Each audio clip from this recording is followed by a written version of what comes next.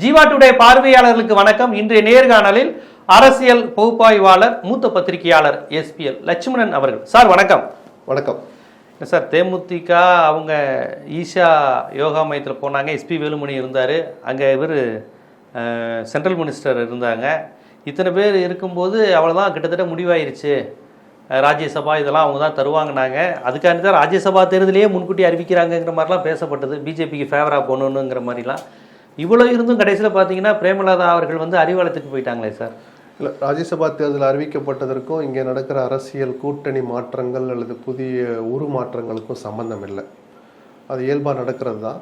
ஒரு முறை ஒரு தேசிய கட்சி அல்லது மத்தியில் ஆட்சியில் இருந்த கட்சி இது மாதிரி ஒரு சூழலில் செல்மிஷம் பையன் நினைத்த போது, செல்மிஷம் செய்யணும்னு நினைச்ச போது கேரளாலன்னு நினைக்கிறேன், அது இப்போ இருந்தால் அவங்களுக்கு தான் வாய்ப்பு, அதனால் நடத்தக்கூடாது அப்படின்ற போது உச்சநீதிமன்றம் தலையிட்டு அப்படி பண்ண முடியாதுன்னு சொன்னாங்க. ஏன்னா தேர்ந்தெடுக்கப்பட்ட எம்எல்ஏக்களுக்கு, இப்போ தமிழ்நாட்டு உதாரணத்துக்கு எடுத்துக்கிட்டோன்னா, மே 6ஆம் தேதி வரைக்கும் இந்த சட்டமன்றம் உயிரோடு இருக்குது, பதவிக்காலத்தோடு இருக்கிற போது அந்த 6ஆம் தேதி வரைக்கும் அந்த எம்எல்ஏக்கு என்னவெல்லாம் அதிகாரமோ உரிமையோ அதை கொடுத்து தான் ஆகணுன்ற மாதிரி ஒரு தீர்ப்பு வந்ததுனால இனிமேல் அதை யாரும் மாற்ற முடியாது. ஏதோ தேமுதிகவுக்காக அல்லது அமித்ஷாவுடைய உள்கணக்குகளுக்காக அதெல்லாம் ஒன்றும் கிடையாது. வழக்கமாக நடக்கிற நடைமுறை தான். கிட்டத்தட்ட 1.5 மாதத்துக்கு முன்னாடியே 2 மாதத்துக்கு முன்னாடியே இந்த நடைமுறை தொடங்குங்கிறபடி தான் இன்றைக்கும் இந்த அறிவிப்பு நேற்று முன்தினம் வந்தது. அதுக்கு இதுக்கும் சம்மந்தம் இல்லை. தேமுதிக பொறுத்த வரைக்கும் பிரேமலதா தான் மறுத்துக்கிட்டு இருந்தார். நாங்கள் எங்கே சொன்னோம் 2 பக்கமும் பேசுகிறோன்னு. அதை யாரும் நம்ப தயாராக இல்லை. நீங்கள் வேணால் பேசலாம், உங்களிடம் இருவரும் பேசினாருங்கிறது ஊரறிஞ்ச ரகசியம். திமுகவும் அண்ணாதிமுகவும் பேசினார்ல. யாரும் பிரேமலதா அவர்களும் 2 பேர்ட்டையும் இல்லை சொல்கிறேன். இப்போ அவர் கருத்துக்கே நான் வரேன். சரி, நீங்கள் பேசலை, நீங்கள் சும்மா தான் இருந்தீங்க, உங்களை வந்து 2 பேரும் பார்த்தாங்கன்னு சொன்னால் அதை அவர் மறுக்க முடியாது. நீங்கள் கதை உடைக்கல பேசுனாரு. ஒரு சில நேரங்களில் அண்ணாதிமுக பேசியது, சில நேரங்களில் நீங்கள் கொஞ்சம் இருங்க நாங்கள் பார்க்குறோன்னு பிஜேபியும் கூட பேசி பார்த்ததா தகவல் இருக்குது. அதெல்லாம் தாண்டி தான் 2 அணியிலையுமே பிரேமலதா கேட்ட விஷயங்கள் எல்லாம் கொடுக்க தயாராக இருந்தாங்க. அது தேர்தல் செலவாகட்டும், நம்பர் ஆகட்டும், ஏதோ நம்பர் வந்து அறைவாக போகிறாங்க. டீசெண்டான நம்பரில் தான் இந்த அம்மா ஒத்துக்குவாங்க, அவங்களும் அப்படி தான் கொடுப்பாங்க. ராஜ்யசபா ஒரு இடம் கொடுக்குறோம், இதெல்லாம் இருவருமே கொடுக்க தயாராக தான் இருந்தாங்க. நமக்கு அந்த தகவல் வந்துட்டு தான் இருந்துச்சு. நம்பர் நம்ம கூட்ட குறி சொல்லலாம், ஒரு ராஜ்யசபா எவ்வளோ செலவுக்கு, தேர்தல் செலவு நாங்கள் பார்த்துக்குறோம் அப்படின்னு டீசெண்டாக சொல்லி முடிச்சிருவோம். அப்போ எதனால இவங்க இந்த பக்கம் வந்தாங்கன்னு ஒரு கேள்வி வருதில்ல. அப்போ அவங்க ஒரு பார்வை பார்த்துருப்பாங்க, எது நமக்கு பலனளிக்கும், தேர்தல் வெற்றி ரீதியாக நான் சொல்கிறேன், போட்டியிடுற இடங்களில் எங்கே நின்னா அதிக இடங்களில் ஜெயிக்கலாம் அப்படின்னு அவங்க ஒரு கணக்கு போட்டு தான் அவங்க பார்வையில் திமுகவுக்கு அட்வான்டேஜாக இருக்குன்னு நினச்சிருக்கிறாங்க. என்னை போட்டவருடைய பார்வையும் இன்னைக்கு அதுதான். அவரும் அதே பார்வை பார்த்து திமுக சரியாக வரணும்னு வந்திருக்கிறாரு. இதில் பெரிய பெரிய கொள்கை பிடிப்பு, தமிழ்நாட்டு நலன் அப்படிலாம் ஒன்றும் கிடையாது. தேமுதிக சேர்றதுனால கொள்கைன்னு சொன்னால் யாருமே நம்ப மாட்டாங்க. இல்லை, அப்படி அது எல்லா கட்சிக்கும் தான் சார் பொருந்தும். ஏன் தேமுதிக மட்டும் தனியாக சிங்கிள் அவுட் பண்ணுறீங்க? எல்லா கட்சிக்கும் தான் அது பொருந்தும். நடக்கவே நடக்காது, போகவே மாட்டேன்னு சபதம் போட்டவங்க, சவால் விட்டவங்கெல்லாம் திருப்பி மியாவுன்னு போய் உள்ளே சேர்ந்துக்கலையா? அது திமுக அணிலையும் இருக்குது, அண்ணாதிமுக அணிலையும் இருக்குது. யாரையுமே சிங்கிள் அவுட் பண்ணி சொல்லணும். அது நிர்பந்தம், அரசியல் நிர்பந்தம். அப்படிதான் தேர்தல் காலத்தில் நான் சொல்லுவேன் இல்லையா, வெக்கத்துக்கெல்லாம் இங்கே இடமே கிடையாது. அதையெல்லாம் பேசினா யாரும் அணியமைக்கவும் முடியாது. அந்த கட்சியினுடைய நலன், தொடர்ந்து அந்த கட்சி இயங்கணும்னு இருக்கிற அந்த கட்டாயம், அவங்க அதை நடத்திட்டு போகிறதுல இருக்கிற கஷ்டங்கள் எல்லாத்தையும் மனசில் வச்சாலும் ஒரு முடிவு எடுக்கிறாங்க. இப்போ திமுகவுக்கு இது எந்த விதத்தில் பலன் தரும்னு நினைக்கிறீங்க? நிச்சயமா பலன் தரும். அது எவ்வளவு தூரம் பலன் தருங்கிறதுல தேர்தல் முடிவுகள் எத்தனை சீட்டு தருவாங்கன்னு எதிர்பார்க்குறீங்க? இல்லை, எதிர்பார்க்கறது அவங்களுடைய எதிர்பார்ப்பு எவ்வளோ வேணாலும் இருக்கலாம். 20ங்கிற 12 இடங்களில் போட்டியிட்டாதான் சின்னம் கிடைக்கும் பதிவு பெற்ற கட்சிகளுக்கு. ஆனால் 12 கொடுக்குற மனசு ஸ்டாலினுக்கும் இருக்கலாம். பட் 12 கொடுத்தா அதில் ஒரு இடம் கூட குறையாமல் எனக்கு வேணும்னு திருமாவளவன் கேட்பார். ஆமாம், தொடர்ச்சி அந்த கூட்டணியில் எந்த வகையில் நான் குறைஞ்சி போயிட்டேன், நான் நீண்ட காலமாக இருக்கிறேன்னு கேட்பார். அந்த சங்கடம் இருக்கிறதுனால எனக்கு தெரிஞ்சு டபுள் டிஜிட்டை தொட்டுட்டாலே திமுகவுக்கு சங்கடம் தான். ஏன்னா அதே இடத்த திருமாவளவனுக்கு தரணும், அதில் ஓரளவு அல்லது ரொம்ப குறையாம மதிமுகவுக்கு இடதுசாரிகளுக்கும் தரணும். ஏன்னா கடந்த முறை 4 பேருக்குமே 6 கொடுத்தார். இடதுசாரிகள் 2 பேருக்கும், சிறுத்தைகள் மற்றும் மதிமுகவுக்கு எல்லாருக்கும் 6ன்னு கொடுத்தாரு. இப்போ நீங்கள் 1 கூட்டினீங்கன்னா எல்லாரும் கேட்பாங்க, நியாயமான எதிர்பார்ப்பு. ஸோ அந்த ஒரு நெருப்பில் போய் கை வைக்க மாட்டாரோன்னு தோன்றதுனால சிங்கிள் டிஜிட்லேயே மேக்ஸிமம் கொடுத்துருப்பாரோன்னு தோணுது. கொடுத்துட்டு இருப்பாங்களோன்னு இல்லை. ஆனால் தேமுதிக 2, அதாவது இன்னைக்கு தேர்தல் நிலவரம் உங்களுக்கு தெரியும், 500 ஓட்டுல இருந்து 2000 ஓட்டு தான் வெற்றியை தீர்மானிக்குது. கடந்த சட்டமன்ற தேர்தல் இருந்து எல்லாமே 40 தொகுதிகள் அந்த மாதிரி சில ஆயிரம் வாக்குகளுக்குள்ள அவ்வளவுதான் தீர்மானம். எதுவும் ஒரு 65,600 92,633 வர்றதே கிடையாது. எல்லாம் 2,500 3000 அதிகபட்சம் 8000. அப்படி இருக்கும்போது தான் தேமுதிக மாதிரி கட்சிகளுக்கு டிமாண்ட் வந்து அதிகரிக்குது. இவங்க எப்படி இருந்தாலும் தமிழ்நாடு, அதுவும் தேமுதிகனுடைய பெரிய ப்ளஸ் வந்து வட்டார கட்சி இல்லை.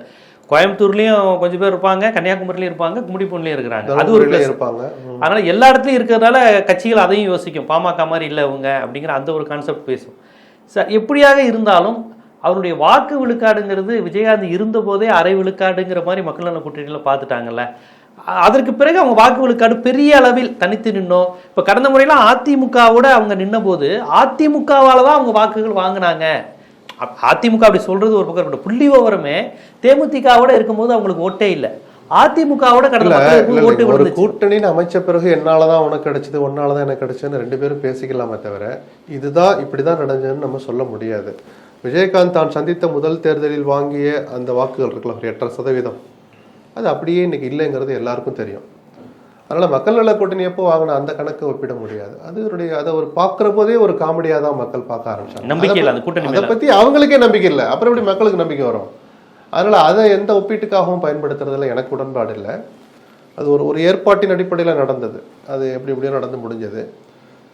இந்த முறை ஒரு குறைஞ்சபட்ச சதவீதம் அவங்களுக்கு இருக்குங்கிறத நீங்க சொன்ன மாதிரி எல்லா ஊர்லயும் இருக்குப்பா, 500 5000 அவங்களுக்கு இருக்குங்கிற அந்த ஒரு இந்த டிமாண்ட் இருந்ததுக்கு காரணம். சரி, தினகரன் தான் சந்தித்த தேர்தலில் அதிகபட்சமாக நிரூபிச்ச வாக்கள்னா எனக்கு தெரிஞ்ச 6க்கு கீழே தான், 5.25 சில இடத்துல வாங்கினார் ஃபர்ஸ்ட் எலெக்ஷன்ல. நான் சொல்றேன், இன்னைக்கு அந்த 6 இருக்குமா? இருக்காது. அந்த தினகரன் எப்படியாவது என்டிஏக்கு வரணும். எதுக்கு? அமித்ஷா சிறையில் தள்ளி அமித்ஷா தினகரனை 2 முறை வரவழைச்சு எதுக்காக சேர்க்கிறார்? அந்த எந்த தாக்கத்தை 21 தேர்தலில் ஏற்படுத்தினான்னு கையில் வச்சுக்கிட்டு தான் அவர் கூப்பிட்றாரு. அந்த பாதிப்பு கூட இப்போ வரக்கூடாது அப்படின்னு ஒரு கட்சியை பற்றின ஒரு பார்வை மதிப்பீடு இருந்துக்கிட்டு தானே இருக்கு. வேல்முருகன் கோவிச்சிட்டா கூட எதுக்கு ஸ்டாலின் வாங்க, என்ன உங்களுக்கு பிரச்சனை வாங்க அப்படின்னு ஏன் கூப்பிட்டு பேசுறாரு? வேல்முருகன் இல்லைன்னா திமுகவுடைய வெற்றி வாய்ப்பு கேள்விக்குறின்னு நினைச்சதுனாலயா?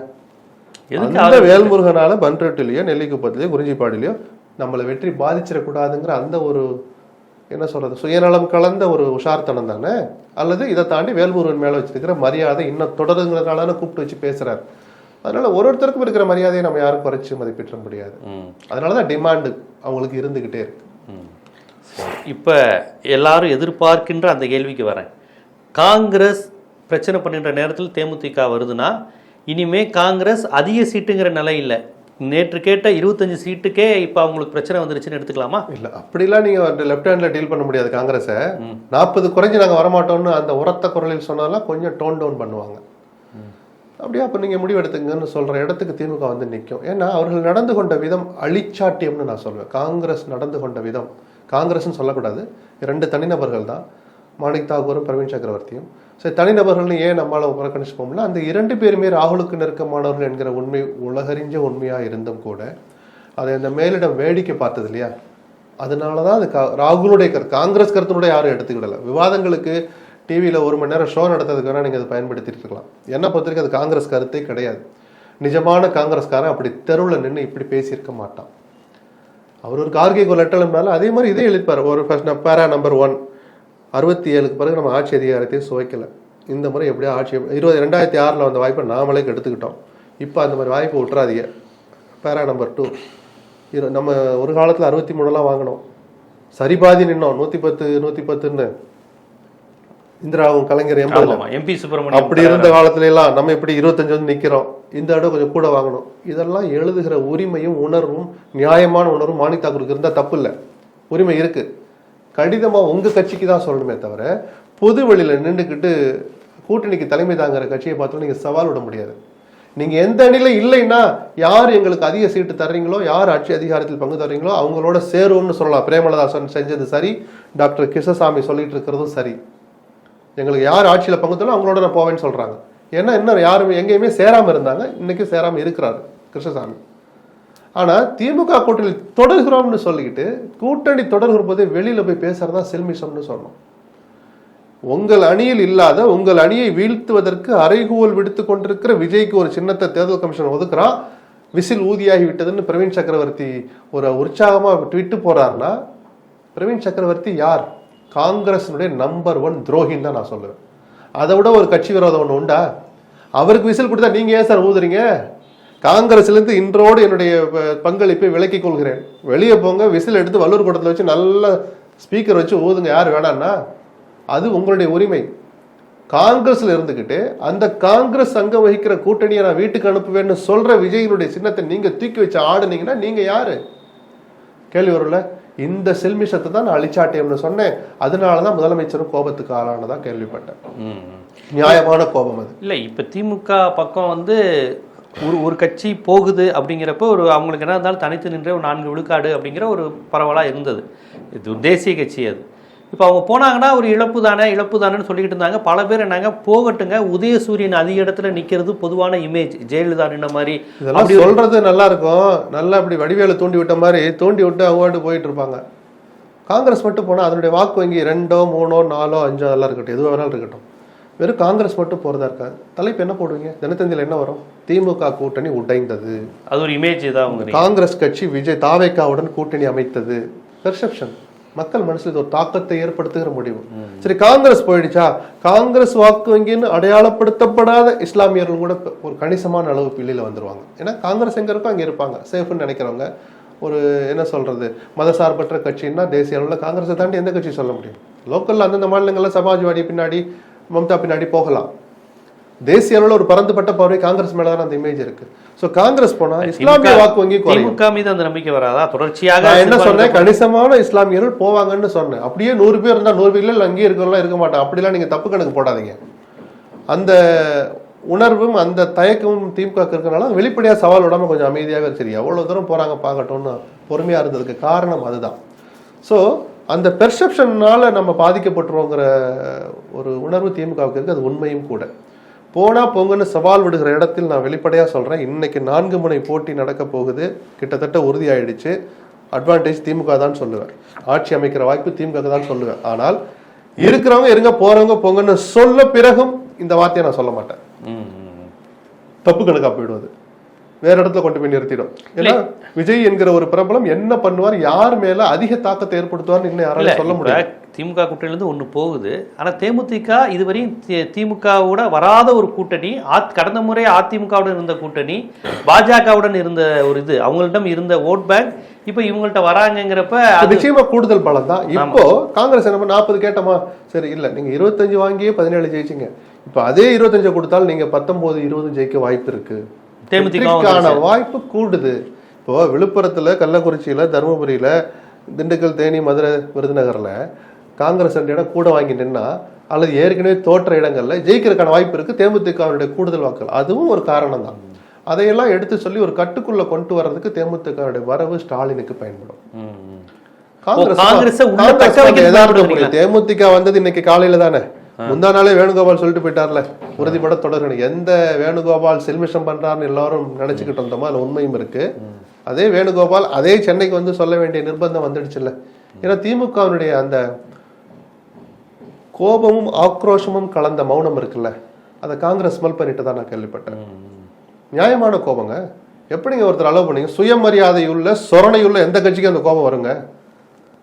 இவ்வளவு தூரம் ஒருத்தங்க பொது வெளியில பேசுறாங்க, ராகுல் இப்படி வேடிக்கை போறாங்க. ராகுலுடைய இமேஜ் கடந்த சில வாரங்களில் சுக்குநூறா உடஞ்சிடுச்சு. ராகுல் ஸ்டாலினோட நெருக்கமா தானே இருந்தாரு.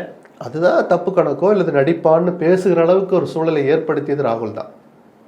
இத்தனைக்கும் பிரவீன் சக்கரவர்த்தியை கூப்பிட்டு எம்எல்ஏக்கள், எம்பிக்களை கூப்பிட்டு ஆலோசனை நடத்தினாங்கல்ல, அந்த கூட்டம் முடிவில் கடைசியா உள்ளே அழைக்கப்பட்ட நபர் பிரவீன் சக்கரவர்த்தி தான். கார்கே, வேணுகோபால், சோடங்கர், ராகுல் எல்லாரும் இருக்கிற போது நீங்க ராகுல் பேரை தவறா பயன்படுத்துறீங்கன்னு சொன்னவர் கார்கே. அப்ப ராகுலும் கேட்டுக்கிட்டு தான் உட்காந்துருக்கிறாரு. அப்போ நீங்க பண்ணது ஏற்றுக்கொள்ள முடியாதுங்கிற மாதிரி ஒரு வார்த்தையை சொல்றாரு. தப்பு பண்ணிட்டீங்கிற மாதிரி ராகுல் ஒரு வார்த்தையை பயன்படுத்துறாரு. இனிமேல் பேசாதீங்கன்னா அந்த கூட்டம் முடிஞ்ச உடனே வேணுகோபால் வெளியில் வந்து பேட்டி கொடுக்குறாரு. ஏஐசிசியை மீறி கூட்டணியை பத்தி நாங்க பேசிப்போம், பொது வெளியில் யாரும் பேசக்கூடாதுன்னு அன்னைக்கு சொன்ன பிறகு டெய்லி 2 பேரும் ட்விட் போடுறாங்க. இதை கண்டிக்கிறதுக்கு ஒரு துளி கூட திராணி இல்லை ராகுலுக்கு. அப்ப அப்படித்தானே சந்தேகப்பட வைக்குது. அதனாலதான் ராகுல் இமேஜ் உடஞ்சி போச்சுன்னு. நான் ஏதோ வர்ற வழியில சிக்னல்ல பாத்தீங்களா கண்ணாடி உடஞ்சி கிடச்சுன்னு அதை சொல்லல. நான் ஒரு அரசியல் பார்வை பார்த்தா ராகுலுடைய பிம்பம் உடைந்ததுன்னு தான் சொல்லுவேன்.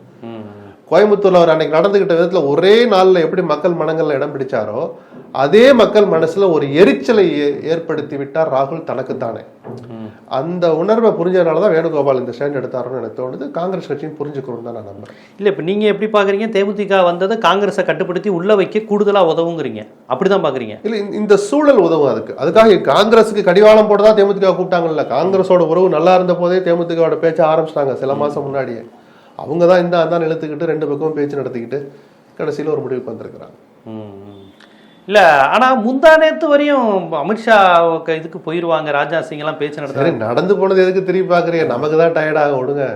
இதெல்லாம் வந்து செட்டில் ஆயிட்டாங்க. அதான் நான் சொன்னேன், வெற்றி வாய்ப்பு இங்க அதிகமா இருக்குன்னு ஒரு பார்வை பார்த்திருக்கிறாங்க. எம்எல்ஏ சீட்டு அதிகம் கிடைக்கும், அதனால வந்திருக்கு. இங்க 10 வாங்கி ஒரு 7 ஜெயிக்கலாம், அங்க 15 வாங்கினாலும் எப்ப 5ஆவது ஜெயிப்போமா அப்படின்னு தம்பி கூட டிஸ்கஸ் பண்ணிருப்பாங்க, முக்கிய நிர்வாகிகளோட பேசியிருப்பாங்க.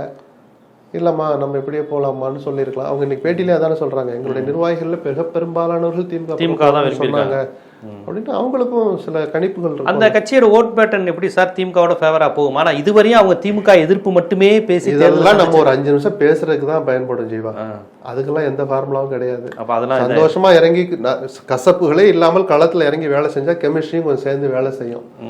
அதுல ஓட்டு வந்த பிறகு ஓட்டும் இவ்வளவு இருக்குப்பா நீ சொல்லுவாங்க, இல்ல ஏன் ஓட்டு இவ்வளவு இருக்குன்னு அவங்களும் சொல்லிக்கலாமே தவிர அதெல்லாம் நிரூபிக்கிறதுக்கு ஆதாரங்கள் தரவுகள் கிடையாது. 18% நாங்க வாங்கி 3வது பெரிய சக்தியாக இருக்கிறோம்னு அமித்ஷா மேடத்தோறும் பேசுறாருல. அந்த 18ல நீங்க எவ்வளோ, தினகரன் எவ்வளோ சொல்ல முடியுமா? பாமக எவ்வளோ ஓபிஎஸ் சொல்ல முடியாது. ஓபிஎஸ் பலாப்பழ சின்னத்துல ஓபிஎஸ் உடைய பங்களிப்பு அதுல இருக்கு சார். அப்ப ராம்நாள் என்னது மட்டும் தான் ஓபிஎஸ் சொல்லுவாங்க. ஓபிஎஸ் அதே ஓபிஎஸ் 5 தொகுதியில கேண்டிடேட் போட்டுருந்தா தேனிலேயும் ஓபிஎஸ் தினகரன் 1% ஓட்டு கூட வாங்கல, 0.9 தான் வாங்கினார். எத்தனை தொகுதியில் நின்று? 2 தொகுதியில் நின்று. அவர் 20 தொகுதியில் நிக்கட்டும், 10% ஓட்டு ஆயிருப்பார்ல. அப்ப தினகரனுடைய வாக்கு சேதம் 10ன்னு ஒத்துக்குவீங்களா? அந்த 10ல எல்லா கட்சி ஓட்டும் இருக்கு, கூட்டணியில இருந்த எல்லா கட்சி ஓட்டும். இது எல்லாருக்கும் பொருந்தும். ஏதோ நாங்க 18 வாங்கிட்டோம்னு அமித்ஷாவும் சொல்றாரு. இங்க இருக்கிற சில அறிவுஜீவிகளும் அதை தூக்கிட்டு வர்றாங்க. 18%ல 7 கட்சி ஓட்டு இருக்கு சார். தனித்த பாஜக ஓட்டுன்னு சொல்லவே முடியாது. இன்னொன்னு, பாஜக போட்டியிட்ட இடங்களில் மட்டும் வாங்கியது 11% ஒரு கணக்கு. அந்த 11% யார் ஓட்டெல்லாம் இருக்கு? எல்லாரும் ஓட்டு இருக்கு. மதுரையில 2ஆம் இடம் யாரால? ஓபிஎஸ் ஆல, தினகரனால. புரியுதுங்களா? இல்லாட்டி அதிமுக 3ஆம் இடம் போற தொகுதியா சார் மதுரை, தேனி, ராமநாடு? எங்க எதனால இதெல்லாம் வந்துச்சு? அப்போ பிஜேபி சொல்றேன். பேராசிரியர் ராமசீனிவாசன் என்னாரு, அவர் வாங்கின ஓட்டுல யாரெல்லாம் ஓட்டுரு? எல்லாரும் ஓட்டு இருக்கு சார். அப்ப அந்த கணக்கை மட்டும் எடுத்துக்கிட்டு கூட்டி பார்த்து 11% பிஜேபிக்கு இருக்கு. அதுல வந்து சொல்றாங்க அதிமுக பிரமலை கல்லர்கள் ஓட்டு நிறைய பிஜேபிக்கு விழுந்துச்சுங்கிறாங்க. அது மேக்சிமம் ஏடிஎம்கே விழக்கூடிய ஓட்டு இல்ல. அப்படி ஒரு பார்வை பார்க்கலாமே தவிர தனித்து சிங்கிள் ஓட் பண்ணி இவங்க ஓட்டு இவ்வளவு ஓட்டுலாம் கூட்டணி அரசியல்ல செய்ய முடியாது. அதான் சொன்ன தகுதியுள்ள ஒரே தலைவர் இன்னைக்கு சீமான் தான். என் ஓட்டு இவ்வளவுன்னு சொல்ற தகுதி அவருக்கு தான். அவர் கூட்டணி அமைக்காத வரை வேற யாருக்கும் அந்த வாய்ப்பு இல்லை. தகுதி இல்லைன்னு சொல்ல மாட்டேன், அந்த உரிமையே இல்லையே அவங்களுக்கு. ஓபிஎஸ் என்ன சார் அறிவிப்பாரா மாட்டாரா, இல்ல சசிகலாவோட சேர்ந்துதான் பயணமா? அவர் அதான் தை மாசம் முடியறதுக்கு எத்தனை அவர்கள் சொல்லிக்கிறார். நக்கல் பண்ணல, அவர் செஞ்ச தவறுகளுக்கு இன்னைக்கு அவர் தண்டனை அனுபவிக்கிறாருன்னா ஒரு பார்வை பார்ப்பேன். அதை தவற புரிஞ்சுக்கிட்டு நான் எந்த தியாகத்துக்கும் தயார்னு சொன்ன பிறகும் எடப்பாடி இவ்வளவு பிடிவாதம் பிடிப்பது நல்லதல்ல. ஆனா திமுகவோட இணைஞ்ச பிறகு எடப்பாடி ஒரு சின்ன ஜெர்க்கு ஆளாயிருப்பார். என்னப்பா நம்மளும் விலங்கேசன் நீயும் பேசின, ஈசாக்கெல்லாம் கூட்டிட்டு போனேன்னு நிறைய வேலை மீட்ட போன் பண்ணியிருப்பாரு. பிஜேபி ஒரு ஆங்கிள் பேசினாங்க, அமைச்சராக்கிறோம் வைக்கிறோம் ஏதோ சொன்னாங்கன்னா இன்னைக்கு செய்தியாளர் கேள்வி கூட பதில் சொல்ல அவர் பாவம். அப்போ அப்படி போயிட்ட பிறகு அப்போ அந்த கேப் எப்படி சரி பண்றது? அதே 5000 10,000 இவங்க எப்படி சரி பண்ணி ஆகணும்ல. அப்போ ஓபிஎஸ் பத்தி குறைஞ்சபட்சம் முதல்ல ஒரு முடிவுக்கு வருவாரோன்னு எனக்கு தோணுது. அல்லது பிஜேபி அந்த முயற்சியை தொடர்ந்துகிட்டே இருக்கிறாங்க, எப்படியோ ஓபிஎஸ் கொண்டு வரணும்னு. இப்போ அவங்களுடைய வாய்ஸ் கொஞ்சம் உயரும். கொஞ்சம் பொறுங்க, எப்படி சமாளிக்கிறது? ஏற்கனவே நான் வரும்னு எதிர்பார்த்த தேமுதிக வரல, கொஞ்சம் சமாளிக்கலான்ட்டு ஓபிஎஸ்ஐ சேர்ப்பதற்கான வாய்ப்பு இருக்கு. இப்பயாவது சேர்த்து என்டிஏல சசிகலா அவங்க பிளான் அவங்க இன்னும் என்னன்னே சொல்ல மாட்டாங்களே. சொன்ன கட்சி ஆரம்பிக்க போறாங்க அப்படின்னு முடிங்க, ஆரம்பிக்க போறதா சொன்னாங்க. அப்படிலாம் சொல்லி வரட்டும், அப்புறம் பேசுவோம். டெல்டாலையும் சவுத்துலயும் ஏடிஎம்கேக்கு போட்டி இன்னைக்கும் சில செல்வாக்கு இருக்கு சார், மறுக்கவே இல்லை. அதை எப்படி ஒரு கன்ஸ்ட்ரக்டிவா எடுத்துட்டு போறான்னு பார்க்கணும். சரி, எடப்பாடி வீழ்த்துவதுதான் தினகரன் சொன்ன வார்த்தை கரெக்ட். சசிகலா என்னைக்கான எடப்பாடி வீழ்த்துவேன்னு சொல்லியிருக்கிறாரா? கடந்த 5 ஆண்டுகளில் சிறையிலிருந்து வெளிவந்த அந்த நாள் முதலாக அவர் பயன்படுத்திய வார்த்தை, பேசிய போதெல்லாம் விட்ட அறிக்கைகள் எல்லாம் இருக்கிற வார்த்தை, அம்மாவின் தொண்டர்கள் ஒன்னா சேரணும், அம்மா ஆட்சி மீண்டு வரணும்னு. இப்ப நீங்க 30 கேண்டிடேட் போடுறது யாருக்காக போட போறதா சொல்றாங்களே, அது யாருக்காக? யாரை முதலமைச்சராக்க அல்லது யார் முதலமைச்சராவதை தடுக்க? அப்ப சசிகலா எடுத்த ஸ்டாண்ட்ல முரண்படுறாங்களா? வெளியில் வர்ற தகவல் வச்சு நான் இந்த அளவோட நான் விமர்சனத்தை நிறுத்திக்கிறேன். அவங்க என்ன முடிவு எடுக்கிறாங்கன்னு சொன்ன பிறகுதான் நம்ம அதை பேசணும். சரி, இப்போ தேமுதிகக்கு காங்கிரஸ் இருக்குது, எல்லா கட்சியிலும் அப்படியே இருக்குன்னா, நீங்கள் தொடக்கத்திலேயே சொன்ன மாதிரி அப்போ 175 சீட்டு குறையாமல் நிற்கணுங்கிற அந்த திமுகவினுடைய உதயசூரியன் ஆசை என்ன சார் ஆகும்? அதில் பாதிப்பு வராமல் பார்த்துக்குவாங்க. இதில் கொஞ்சம் விட்டு கொடுத்தா நான் இப்போ 40 கேட்காதீங்க, இந்த 25ஓட பார்த்துங்கன்னா ஒரு 2-3 வேணா கூட கொடுத்துட்டு நிறுத்துவாங்க. திருமாவளவன் இவ்வளோ தூரம் பேசுகிறார், சரி ஒரு ஒன்றாவது சேர்த்து கொடுப்போம், எல்லாருமே ஒன்று கொடுத்தா வேண்டிய கட்டாயம் வரும். வைகோ கூட நம்ம அண்ணன் தான் சொல்லிட்டு நீங்கள் அதே 6 வாங்கிக்க, இல்லை ஒன்று கொட்டு கொடுங்கன்னா கூட விட்டு கொடுக்குற இடத்துல இருப்பார். ஏன்னா அவர் என்ன இருந்தாலும் திமுக ரத்தம் ஓடுற ஆள், மற்றவங்களுக்கு அதை எதிர்பார்க்க முடியாது நீங்கள். ஸோ ஒரு கட்டுக்குள்ளே வச்சிருவார். புது கட்சிக்கு ஒரு குறைஞ்சது ஒரு 7லேருந்து 9 இடங்களாவது கொடுக்க வேண்டிய கட்டாயம் வந்திருக்கும். அப்படி தான் அவர் வந்திருப்பார் உள்ள அணிக்குள்ளே பிரேமலதா. இந்த 9 எங்கேருந்து கொடுப்பீங்க? ஏற்கனவே கொடுத்த உடனே எடுத்தா அவங்கக்கிட்ட தொட முடியாது. அப்போ திமுக தான் விட்டு கொடுக்கணும். அப்போ 170 அந்த மாதிரி அது கொஞ்சம் இறங்கிக்கிட்டே வரும். முதல்ல எல்லா அந்த உதிரி கட்சிகளும் சேர்ந்து உதவி சொல்லி 180+ நின்னாங்க. இப்போ அந்த எண்ணிக்கை கணிசமாக குறையும். இல்லை, அவங்களுடைய நோக்கமே அறுதி பெரும்பான்மை தனியாக பெறுவதற்கு ஒரு 173 சீட்டுக்கிட்ட குறையினா தான் அந்த 140 138 பார்த்தா ரொம்ப சேஃபு. 234 நின்னா கூட தான் ரொம்ப சேஃபு. அந்த நிலைமையில் திமுக இல்லை இன்னைக்கு எந்த இயக்கமும் இல்லை. அதனால தான் எல்லாரும் கூட்டணி நோக்கி போகிறாங்க. கொஞ்சம் விட்டு கொடுத்து தான் சார் போகணும். பார்ப்போம், ஸ்டாலினுக்கு நிஜமாவே ஒரு 5-6 குறையுமா? நம்ம என்ன சார் இயர்லயே நான் மதியம் சாப்பிட மாட்டீங்களா சார்? என்ன சார் 8 குறையும் சார், நான் சாப்பிடல சார், கொஞ்சம் விரதம் இருக்கிறேன். ஏன் சார் நீங்க வேற என்னத்தையோ ஒரு இடத்துல இருந்து நிக்க போறாங்க, கவனிச்சுட்டு போய்கிட்டே இருப்போம் சார். அதுவெல்லாம் ஒரு விஷயமே இல்லை, பெரிய இதாகாது. சரி, அதே அந்த வெற்றி வாய்ப்புள்ள வாய்ப்புன்னு சொல்ல அதிக வாய்ப்புன்னு அந்த அந்த ப்ராபபிலிட்டி கூடுதுன்னு நான் சொன்னேன். அது திமுக தானே பிறந்தோம். திமுக கூட்டணி கட்சி, காங்கிரஸுக்கு மட்டும் நீங்க சொல்லுவீங்களா? காங்கிரஸ் ஸ்டாலினை பார்த்து சொல்லுவாங்கல்ல, உங்களுக்கு தான் சார் கூடுது. உன்னோட அவ்வளவு தூரம் இருந்தேன், நீங்க 125 தான் ஜெயிச்சிங்க. திமுக ஜெயிச்ச தொகுதி 125 தான் திமுக காரங்க ஜெயிச்சது. அதனாலதான் அவங்க இந்த முறை அதுல தெளிவா இருக்காங்க. 140 நம்ம கையில அப்போ நீங்க அதே இடத்துல இல்ல கொஞ்சம் விட்டு கொடுத்தாலும் இந்த ப்ராபபிலிட்டி எங்களுக்கு கூடுற மாதிரி உங்களுக்கும் கூடும் சார் அப்படின்னு அறிவாலயத்துக்குள்ள உட்காந்து பேசுவாங்க. அதுல உண்மையும் இருக்கு. ஸோ அவரும் கொஞ்சம் விட்டு கொடுத்து தான் போகணும். போக வேண்டிய நிர்பந்தம் இருக்குன்னு நம்பர் நமக்கு காட்டும். கண்டிப்பாக இன்றைய சூழல், கூட்டணி, தேசிய அளவில் இருக்கக்கூடிய மாநில பிரச்சனைகள், இதை பாஜக அணுகிற விதம், காங்கிரஸ் பார்க்கின்ற விதம், இப்போ நம்ம என்ன செய்யணும், ஐடியாலஜிக்கலாக என்ன பிரச்சனை, நடைமுறையில் இது என்ன பிரச்சனை, இதை எங்கேருந்து தொடங்கி எப்படி இதை முன்னெடுக்கணுங்க போன்ற பல்வேறு செய்திகளை ஒரு பொலிட்டிக்கல் அப்சர்வராகவும் சீனியர் ஜேர்னலிஸ்டாகவும் ரொம்ப விரிவாக நம்ம ஜீவா டுடே பார்வையாளருக்கு சொன்னீங்க. நன்றி. நன்றி.